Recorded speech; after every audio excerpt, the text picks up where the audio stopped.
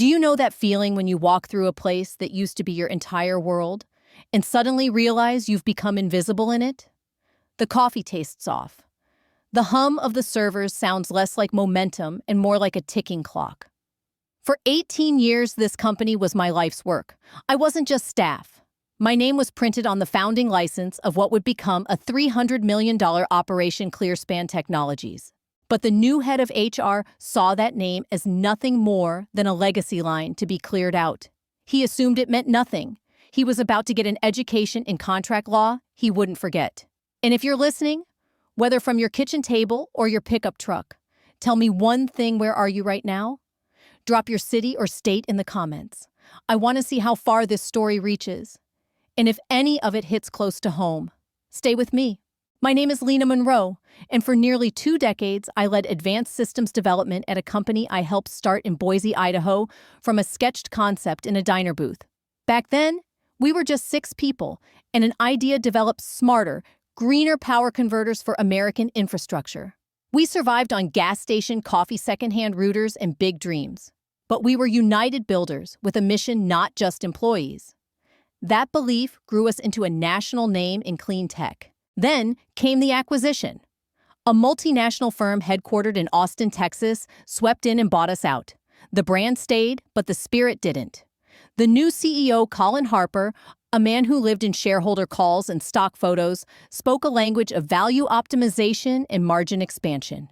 Our mission became strategic intellectual asset generation. The soul was stripped away. My role, once the engine of innovation, became symbolic. My seat at the table was as needed. Budgets froze. Emails got auto-replies. The man behind the quiet erasure, Daniel Keene, their newly hired VP of Human Resources. He didn't just overlook my name on the founding license, he deleted it from his spreadsheet. But what he didn't realize is that some names aren't just decorative. Some names carry power. Legal power. And he was about to learn that the hard way. He was the kind of man who didn't see people as builders, creators, or contributors, just liabilities to be phased out. One Tuesday morning, I was walking back from the break room, coffee in hand, navigating the familiar maze of cubicles on the 3rd floor of ClearSpan Technologies. As I neared the executive conference room, floor-to-ceiling glass, cold as a showroom, I saw Colin Harper, the CEO, standing beside Daniel Keene, the new VP of Human Resources. They were studying a large display screen. A restructured organizational chart filled the space, but one section caught my eye, immediately boxed in a harsh red outline. It was my department. Every engineer, every systems architect, every researcher I had mentored for the last 18 years. Gone.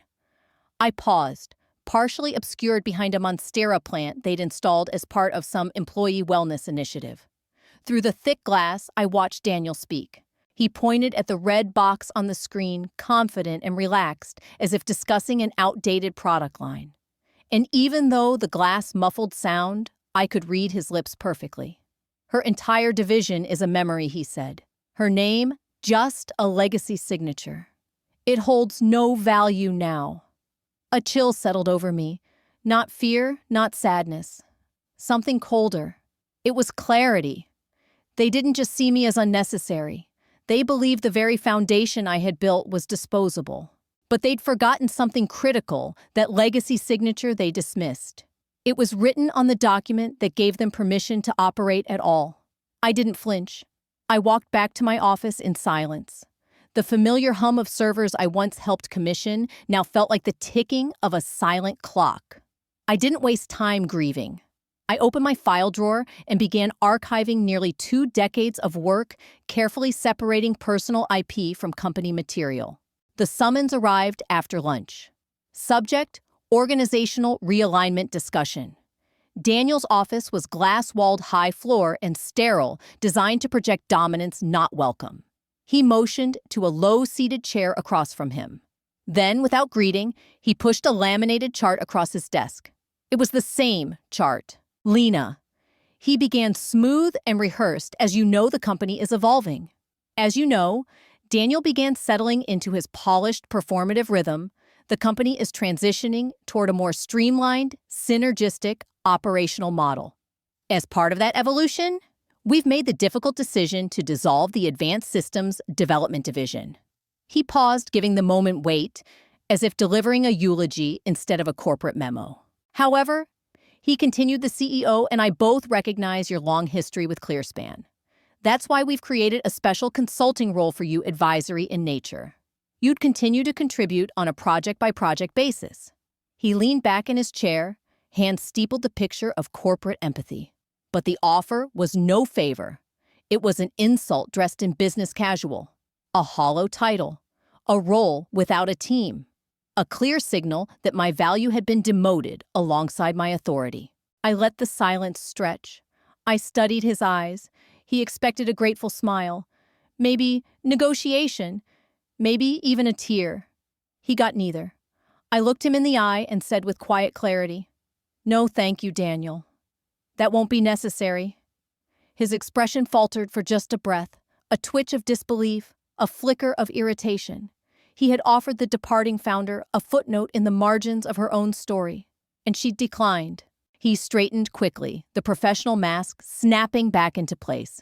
"As you wish," he said coolly. "Your credentials will be disabled by 5. Security will escort you out." He expected pleading. He got composure. I nodded, stood and walked out. He didn't know that my most powerful credential wasn't on a server. It was in a fireproof safe in my home office on paper in ink bearing my signature. The exit was surreal. The security guard who'd always greeted me with warmth couldn't meet my eyes. He held the door as I stepped into the crisp Boise afternoon, the weight of finality settling over me. 18 years, erased by a man with a slide deck. The drive home was quiet, almost meditative. I didn't feel rage. I didn't feel grief. What I felt was silence, the kind that comes after a storm, the kind that prepares you for what comes next. It was a thick, leather-bound portfolio reserved only for documents of lasting consequence. The gold-embossed title read simply, "Incorporation and Founding Agreements." My fingers paused over the letters before opening it. Inside the paper was textured and heavy with the original signatures of me and the other co-founders inked in bold black strokes. I flipped past the standard legal boilerplate until I reached the section I had personally insisted on back in year 1, Section 4B. The Founders Clause. I hadn't read it in over 10 years, but I remembered every line by heart. It was our safeguard designed to protect the visionaries in case one day the company was hijacked by executives who'd forget where it all started. The clause was blunt in its wording if any founding signatory were terminated without cause, and by non-mutual consent, they could at their sole discretion revoke the intellectual property rights they had granted, so long as they issued 30 days written notice. In plain English, they couldn't fire me and keep my work without permission. I let out a slow, controlled breath. This wasn't a legal technicality. It was a fuse I had quietly embedded in the foundation of ClearSpan, a fuse they'd just lit. Not only had they eliminated my department, they had offered me a meaningless consulting title, an act that screamed bad faith. It was textbook termination without cause. They had broken the one clause holding their house together. I closed the portfolio gently, the sound of the leather snapping shut echoing in the room. Then I picked up my phone and scrolled to a contact I hadn't called in years. If this chapter moved you, I invite you to subscribe to the channel, not just to support stories like mine, but to walk with us into what comes next. Because the fight didn't end with the license revocation. It was only the beginning of something larger. Something that would challenge what leadership really means, redefine legacy, and ask how we rebuild with purpose after being written off. So if you believe in quiet strength, redemption, and the power of truth told calmly but boldly, then stay with me. The next part of the story is already unfolding. Martin Leary, my attorney and one of our original advisors, he answered on the second ring. "Lena?" I just heard he said, his voice lined with concern. "No need to apologize, Martin," I said calmly. "I have one question. Do you remember the founders' clause we put into the licensing agreement?" There was a long pause, followed by a low whistle. "Holy hell," he said. "They didn't." "They did," I replied. "And I believe they just made a $300 million mistake. What followed wasn't emotion, it was paperwork. Cold, precise, and legally bulletproof. And it would start with a letter. I stood at the counter of the downtown Boise post office, the morning sun spilling through the tall windows behind me. I paid for certified mail with return receipt requested old school intentional. In a world of digital pings and unread inboxes, I wanted weight, proof, paper that couldn't be ignored in court. The postal clerk stamped each envelope with a deliberate, satisfying thud. It felt less like sending a letter and more like arming a detonation sequence. 10 identical envelopes, one to Colin Harper, CEO of ClearSpan, and the other 9 to each board member's personal address. No assistants, no shared inboxes, no buffer. Just me and the facts delivered directly to their doors. Then came the silence. I had expected at least one call from their legal department, something vaguely threatening or hurried and corporate sounding. But the silence that followed wasn't forgetful. It was calculated. They thought ignoring me would diminish me. They assumed silence would shrink the threat. They misunderstood the clause. My notice didn't require their reply, only their receipt, and the 30-day timer had already started. I didn't wait by the phone. I planted tomatoes. I refinished a bookshelf. I let the mechanism do what it was designed to do. 7 days later, my phone lit up. Gerald Whitman, one of the original board members, a decent man still trapped inside a machine that no longer shared his values. His voice was tight with nerves. "Lena, what the hell did you just do?" "I simply enforced a clause that's existed for 18 years, I said calmly. He gave a low, uneasy chuckle. "Colin thinks it's a bluff." Laughed about it in the senior leadership meeting. Then his voice dropped. "And Daniel, he shredded your certified letter in front of 3 executives, said it was a dramatic relic." I thanked him for the heads up and ended the call, the coldness settling back over me. They thought the shredder was dominance. But what they really did was hand me evidence of willful negligence in front of witnesses. When I told Martin, my attorney, his response was calm and sharp. That just moved us from arrogance to legal recklessness. His advice stayed the same. Don't flinch. They've already lit the match. Let them watch it burn. Wait. The 30-day clock was still ticking. 2 more weeks passed in silence. On the surface, it looked like nothing had changed. ClearSpan's stock price held steady. Their press releases stayed glossy and upbeat. New partnerships, community initiatives, aggressive growth targets. To the public, their strategy of ignoring me appeared to be working. But I knew better. I spent my days in the garden, watching new things grow, while the old system I'd helped build, quietly, began to rot beneath the surface. It was poetic, really. I was planting while they were unraveling. The first crack came not from an internal memo, but from Europe. My phone buzzed. Gerald Whitman again. This time, he skipped any pretense of formality. His voice was jagged with panic. "It's the German deal, Lena. The Munich distribution contract. They've frozen it." He explained that their meticulous German partners were preparing to renew a $50 million agreement. As part of their due diligence, they requested a currently executed version of the company's license for the core technology. All ClearSpan could produce was the original agreement with my signature. The German legal team then requested an updated addendum proving intellectual property continuity after the exit of a founding licensor. And ClearSpan had nothing. To a company like that, where contracts are sacrosanct and chains of ownership non-negotiable, uncertainty wasn't a glitch to fix later. It was a full stop. The Germans immediately placed the deal on indefinite hold. Gerald said Colin was livid, blaming the legal department.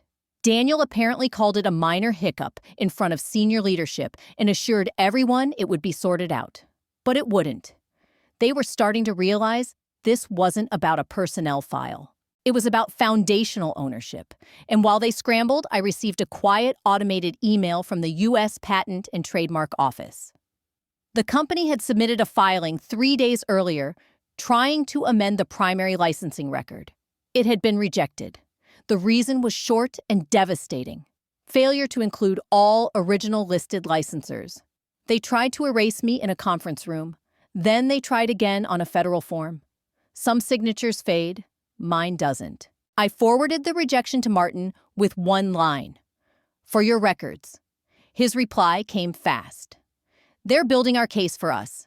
Every step proves it. Martin and I both knew their failed attempt to alter a federal filing wasn't just a procedural error. It was desperation, plain and reckless. In court, it wouldn't read as a mistake. It would read as intent. And that meant my strategy, quiet, steady pressure, was working. Through its own frantic missteps, ClearSpan was tightening the rope I had quietly looped weeks ago. And soon, the internal mess spilled into public view. It started with a short piece in a well-respected financial journal penned by a reporter known for deep industry sources. My name wasn't mentioned, but the subject was unmistakable. The article detailed a $50 million European contract suspended due to unresolved IP ownership and ongoing founder-level licensing complications. The wording was measured. The implication, devastating. Markets don't tolerate ambiguity. ClearSpan stock, which had held steady despite internal chaos, dropped 7% in a single morning. Investors were no longer ignoring the cracks they were running from them. Suddenly, Colin Harper could no longer stay silent. He scheduled an emergency all-hands meeting. A former colleague forwarded me the recording. Colin's voice was strained beneath the polish. He blamed the disruption on outdated contracts and the difficult posture of a former partner. Then, Daniel Keene stepped up to the mic, voice booming with manufactured confidence. Our legal team has reviewed the matter in full, he said. It's a meritless claim from a disgruntled individual. A minor hiccup. We are fully in control. He was performing strength, but I heard the panic behind the pitch. Just as I finished the recording, my phone rang. It was Martin. His voice wasn't calm this time. It was clipped and serious, the tone he used when the game shifted. Lena? He said, I just got a notification from our legal courier. They tried to serve you at your home. I didn't flinch. What kind of papers? They've gone official. They filed a lawsuit, corporate extortion. It was aggressive and foolish. But it also gave us something priceless, leverage. They just gave you the keys, I said quietly. They did, Martin confirmed. And now we get discovery. Every email, every memo, every closed-door conversation tied to your termination and that license. The war had moved to open court, and they had just opened the gate. They think they've backed you into a corner, Martin said, but what they've really done is invite us into their house under legal obligation to look through their closets. ClearSpan, in all its arrogance, had gone public with the lawsuit. They issued a press release announcing legal action against a disgruntled former executive attempting extortion. It was a classic hardball tactic: paint me as unstable, vindictive, greedy. Isolate me from public sympathy and silence any allies. But it didn't work. If anything, it set off a fire alarm. My phone began to ring that same afternoon. First were the engineers, some of the best minds I'd ever worked with. People who had once filled my lab with creativity and problem solving. Most had been laid off during Daniel Keene's so-called restructuring. Lena? We saw the news. One voice said, filled with restrained fury, it's a lie. And we can prove it. They'd been in the meetings. They remembered when legal flagged the founder's license as a risk. They had the emails, the slides, the quiet warnings that had been dismissed. Within hours, Martin created a secure channel for submissions. Evidence trickled in, then poured. And what we saw wasn't simple negligence. It was calculated risk. It was knowingly betting that I wouldn't fight back. Then came a different kind of call, one that nearly took the breath from me.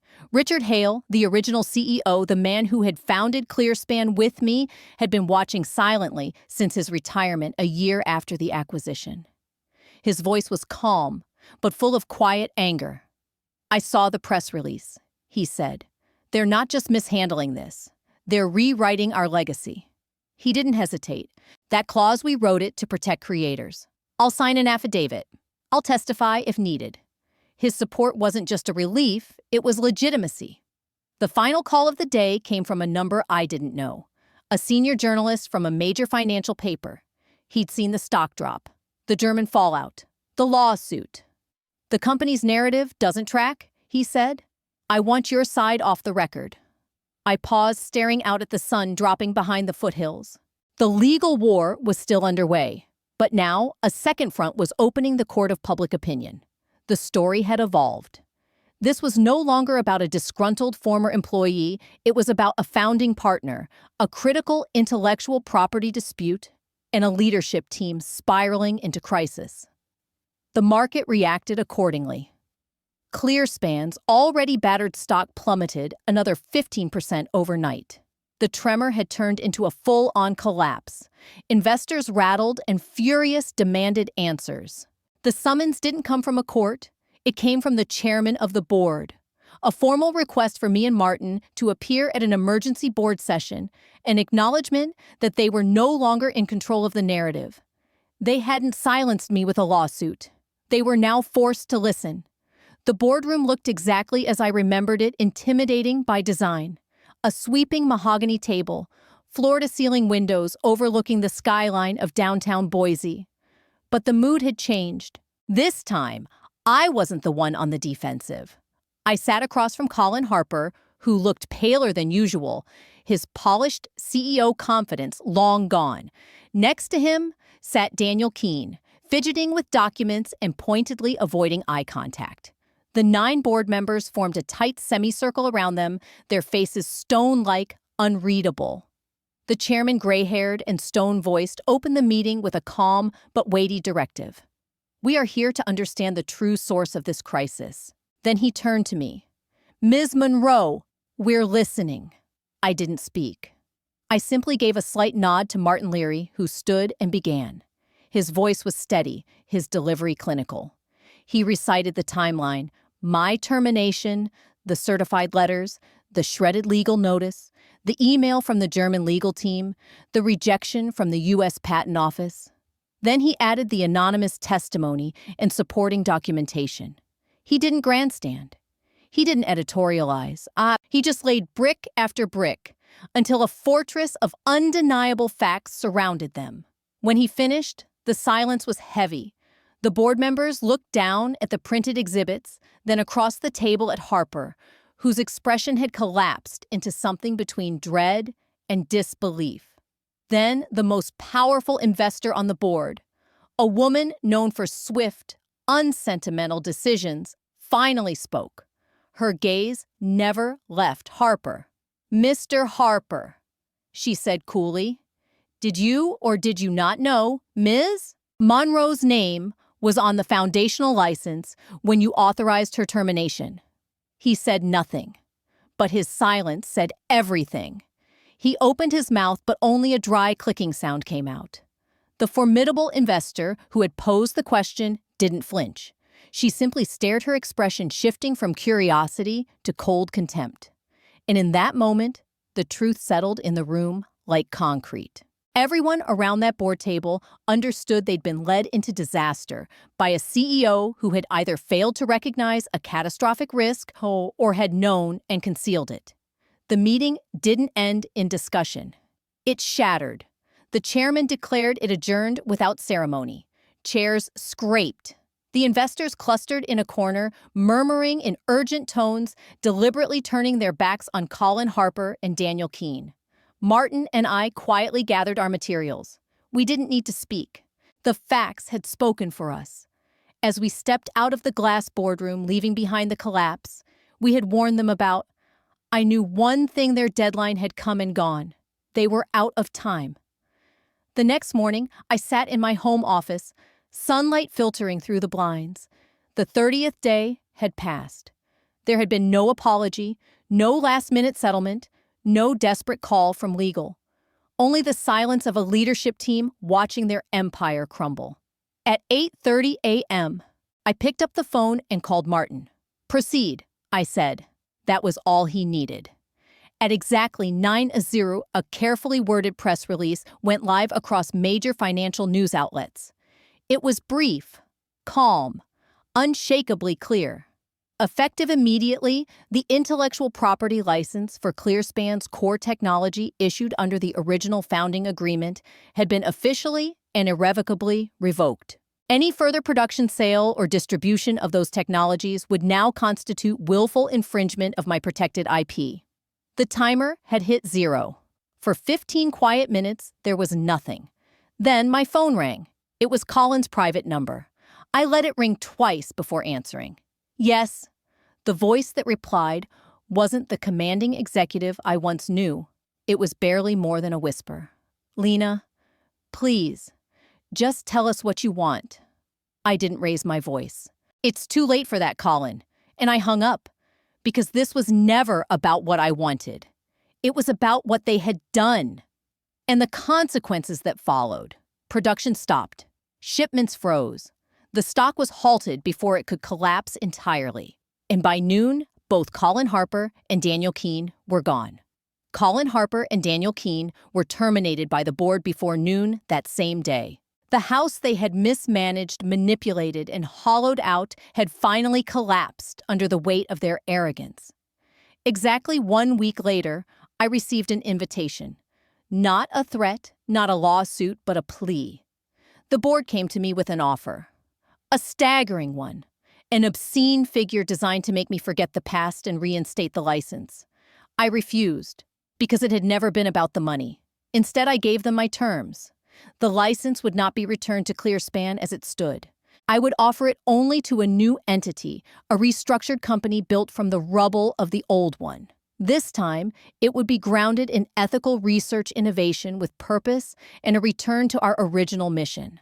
I would not return as an employee, but I would sit on the new board as a founding partner, a permanent steward of the company's soul. They agreed to every word. Months later, I walked through the front doors of what had once been ClearSpan. The name on the wall was different now, a fresh name that spoke of integrity, transformation, and hard-earned wisdom. They hadn't just forgotten my name. They had underestimated its power. What they learned too late is that a signature on a founding license isn't just a legal formality. It's a cornerstone. And when you remove a cornerstone, the whole structure crumbles. Let this story remind you, the loudest voice in the room is not always the strongest. True power is often exercised quietly in deliberate decisions, in documents signed years ago in the foundation you laid when no one was watching. If you've ever been overlooked, dismissed, or pushed out of a place you helped build, you're not alone. Your value is not defined by who notices, it's defined by what you know you contributed. And when the moment comes, you may find that your quiet strength speaks louder than their bravado ever did.